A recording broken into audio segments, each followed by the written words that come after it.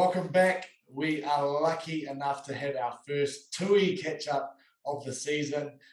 Super Rugby Opiki underway now, and we are joined by Krysten Cottrell, otherwise known as Duffy. Duffy, thanks for giving up your time, mate. No worries. Good to be here.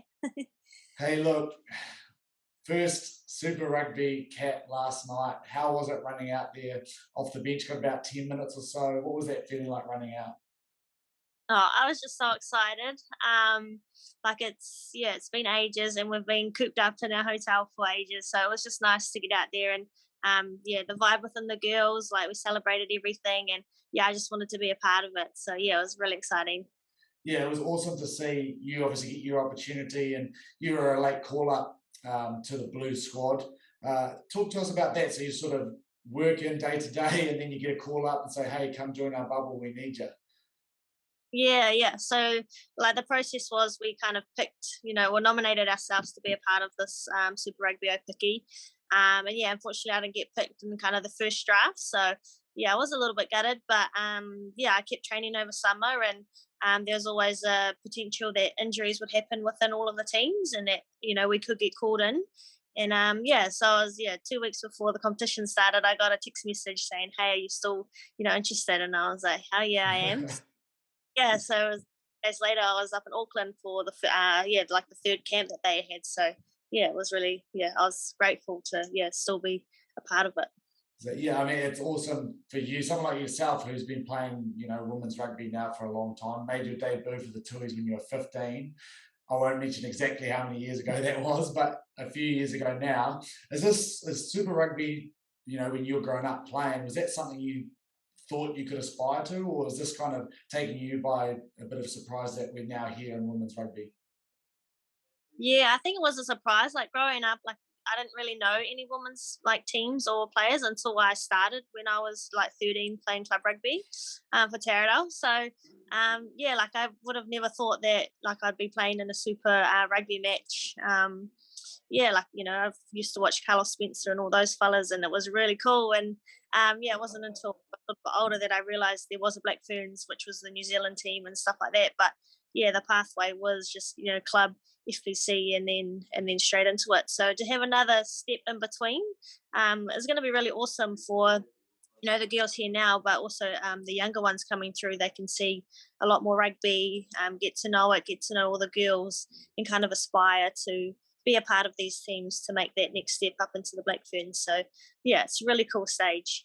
Yeah, and you mentioned obviously the age gap and some of those younger girls coming through now. What's the biggest difference you've noticed from your time starting out in sort of professional women's rugby to now, where it is now? What's the biggest difference? I just think the girls like they've had more opportunities to play rugby, and their skills are like 100% like we had.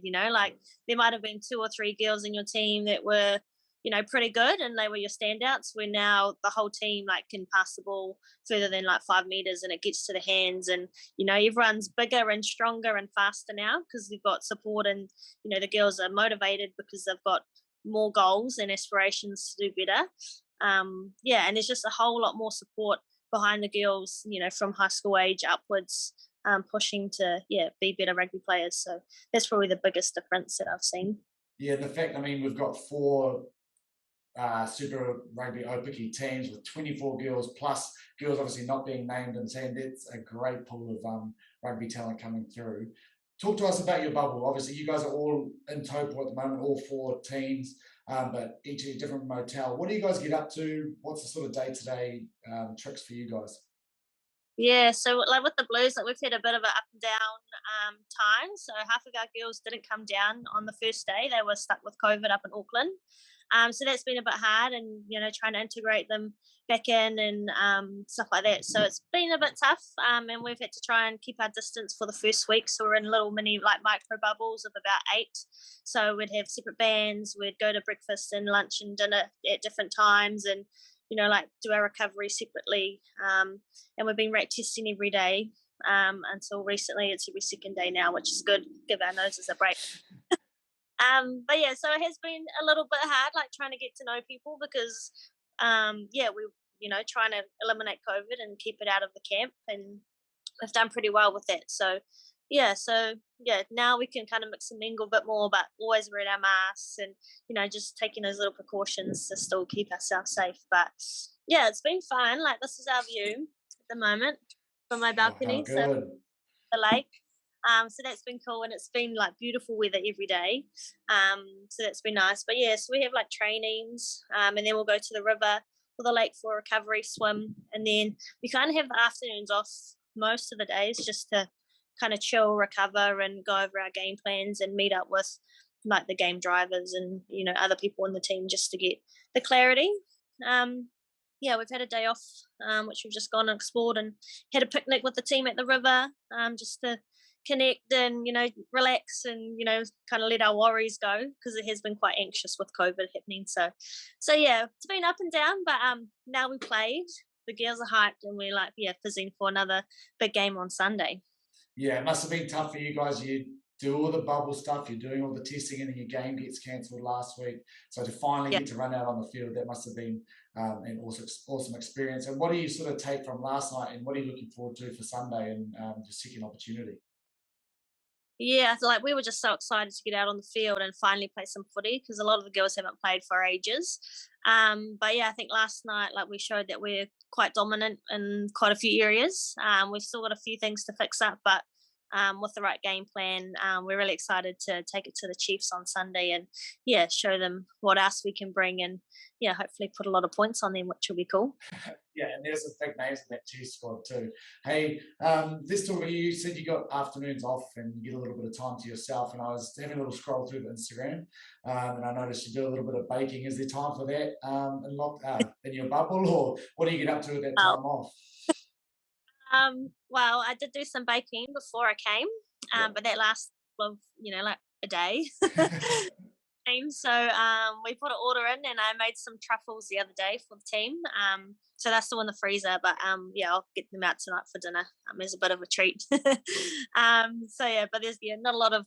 We don't have an oven. We only got a microwave, so I can't really do too much else. But yeah, so I did that and just been chilling out. Like I quite enjoy, you know, sitting on the bed watching some TV or going for a stroll.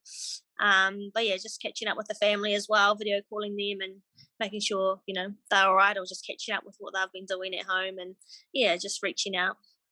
But yeah, not too much. Just trying to save the old legs. Awesome, mate. Hey, I don't know if you've been watching some of our other catch ups we've done with the boys. You're obviously our first women's rugby player we've had on, but we quiz everyone.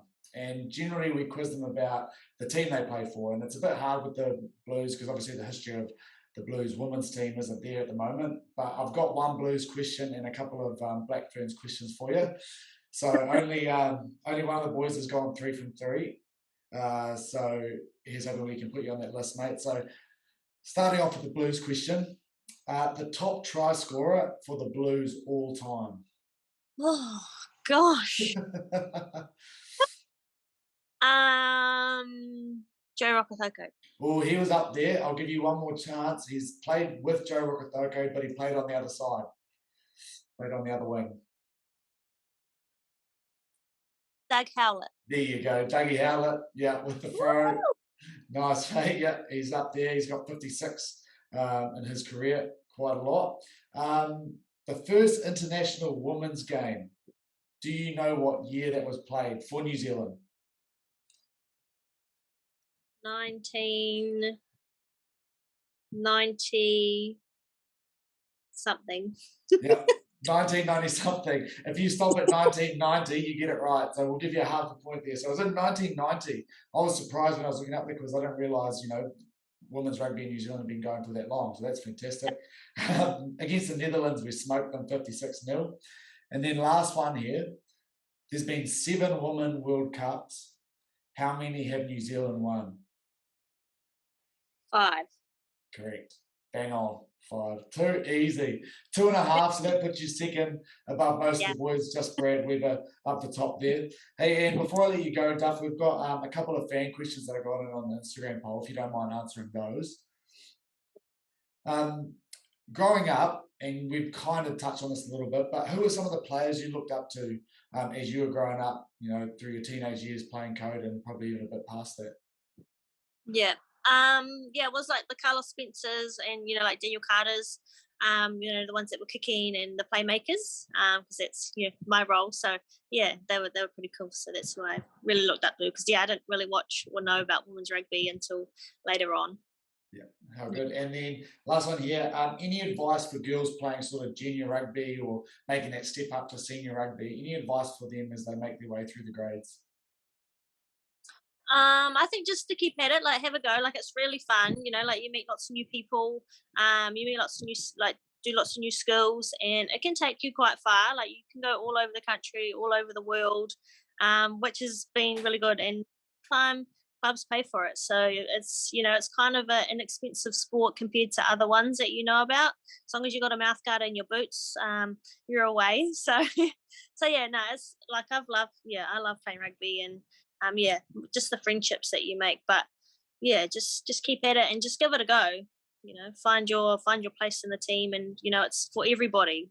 Small to large. So yeah, that's really yeah my I think that's advice. one of the big things as well, watching the games we've noticed is that 24 girls, all different shapes, all different sizes, all different skill Yeah, sets. There's a spot for any woman who wants to play rugby, isn't there? yeah, absolutely. Like I'm not the biggest person, but I think my brains help me a bit better to get around the pitch, and I use that more to get the team down the right side of the field. Everyone has plays a role in the team, and we've got a saying at the moment we're trying to bake the cake. So when you bake a cake, you've got all different ingredients which have a part to make a nice cake. So yeah, that's what we're kind of thinking at the moment.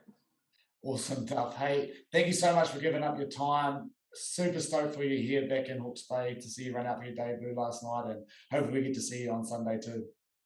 Yeah, cool. Thanks heaps, guys.